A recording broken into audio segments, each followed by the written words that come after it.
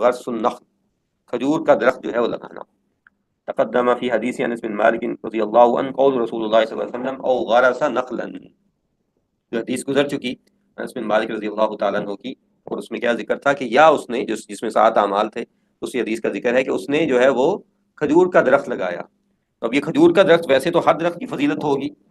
لیکن کھجور کے درخت کی زیادہ فضیلت ہے کیونکہ اللہ کے نبی نے نخل کا جو ہے وہ ذکر کر دیا۔ فقط تقرر فی السنہ، اور شیخ بدر حافظ اللہ کہتے ہیں کہ احادیث میں، سنت میں یہ اس کی تائید موجود ہے کہ ان نخل افضل الاشجار وانفعها، کہ کھجور کا درخت جو ہے وہ سب سے زیادہ فضیلت والا اور سب سے زیادہ نفع دینے والا ہے۔ اکثرها عائدۃ علی الناس، اور یہ لوگوں کے لیے جو ہے وہ سب سے زیادہ جو ہے وہ مفید ثابت ہوتا ہے۔ حتیٰ ان النبی صلی اللہ علیہ وسلم شبہ بالمسلم، حتیٰ کہ اللہ کے نبی صلی اللہ علیہ وسلم نے مسلمان کو جو ہے وہ کھجور کے درخت سے جو ہے وہ تشبیہ دی۔ فقال صلی اللہ علیہ وسلم، تو اللہ کے نبی نے فرمایا کہ ان من شجرۃ شجرۃ لا يسقط ورقها وانها مثل المسلم، کہ درختوں میں سے ایک درخت ہے جس کا پتا جو ہے نہیں گرتا، یعنی عمومی طور پہ جلدی وہ گرتا ہی نہیں ہے، اس کا پتا اس طرح کا ہوتا ہے، تو وہ مسلمان کی طرح اس کی مثال ہے۔ اور پھر دوسری حدیث میں کہا ان من شجرۃ لما برکتہ کبرکۃ المسلم، کہ ایک درخت ایسا ہے کہ اس کی برکت بالکل اس طرح ہے جیسا کہ مسلمان کی ہوتی ہے۔ یہ نخلا، یہ کھجور کا درخت ہے۔ تو یہ حدیث اصل میں عبداللہ ابن عمر رضی اللہ تعالیٰ عنہما سے مروی ہے، کہتے ہیں کہ اللہ کے نبی صلی اللہ علیہ وسلم جو ہے وہ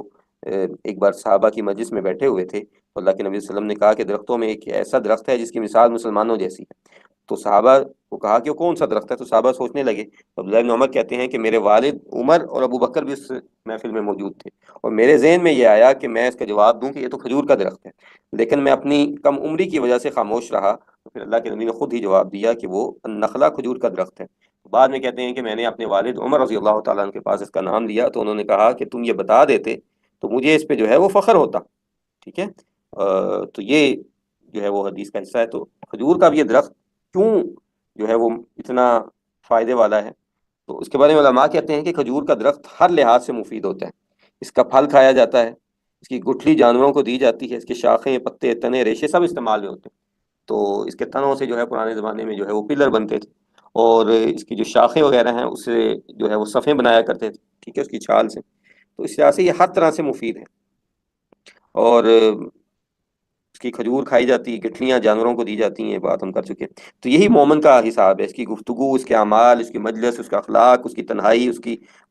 جو ہے وہ کاروبار، اس کا ہر چیز جو ہے وہ فائدہ مند ہوتی ہے، اپنے لیے بھی اور باقی لوگوں کے لیے بھی۔ اور اس لیے ابن حجر رحمہ اللہ نے فرمایا کہ فالمؤمن کلہ خیر برکتہ کنخلہ کلھا منافع، کہ مومن جو ہے یہ تو ہر طرح سے خیر والا ہے، ٹھیک ہے، اور جیسے کہ خیر اور برکت والا ہے، جیسے کہ کھجور کا درخت جو ہے وہ نفع والا ہے۔